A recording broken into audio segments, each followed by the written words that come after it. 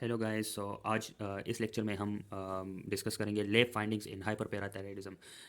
We have discuss in the previous lecture about hyperparathyroidism, and we have discuss that hyperparathyroidism will be either primary hyperparathyroidism और secondary hyperparathyroidism. Okay, primary hyperparathyroidism में main जो defect होता है, main जो abnormality होती है वो gland ही में होती है.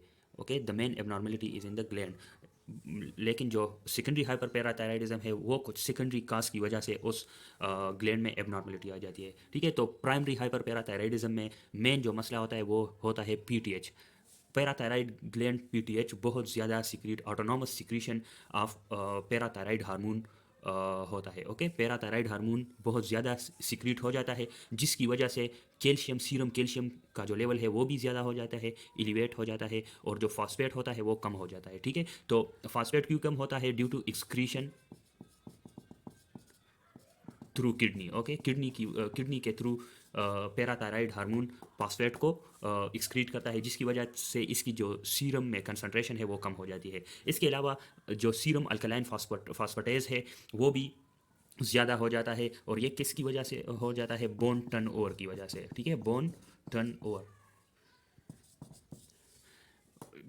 Elevated PTH level causes the bone turnover, and as a result of the increased bone turnover, the serum alkaline phosphatase level gets elevated. Okay, तो फिर हमने सेकेंडरी हाइपर पैराथायराइडिज्म के बारे में डिस्कस किया था कि सेकेंडरी हाइपर पैराथायराइडिज्म का जो मोस्ट कॉमन काज है वो है क्रॉनिक किडनी डिजीज़. ठीक है, क्रॉनिक किडनी डिजीज़ की वजह से क्या हो जाता है? विटामिन डी का लेवल क्या हो जाता है? डिक्रीज हो जाता है.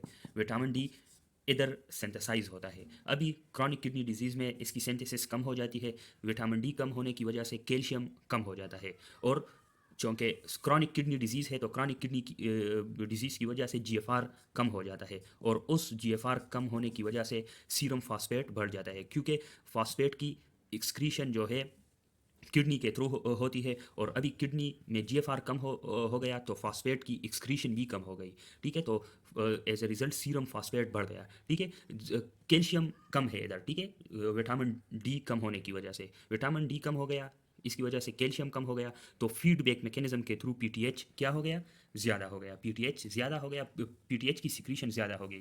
ठीक है, पीटीएच की सिक्रीशन ज़्यादा हो गई, तो पीटीएच की सिक्रीशन ज़्यादा होने की वजह से सीरम अल्कलाइन फास्फेटेज भी बढ़ गया. ठीक है, तो इन दोनों में पीटीएच भी, इन प्राइमरी में भी पीटीएच ज़्यादा है, सेकेंडरी में भी पीटीएच ज़्यादा है, लेकिन मेन जो है वो है कैल्शियम. इसमें कैल्शियम ज़्यादा है क्योंकि मेन जो फैक्टर है वो पीटीएच है. इधर पीटीएच है और इधर ये कम पीटीएच की वजह से पीटीएच, कम कैल्शियम की वजह से पीटीएच बढ़ गया. Okay, so that's all about lab findings of the primary and secondary hyperparathyroidism. Okay, thank you.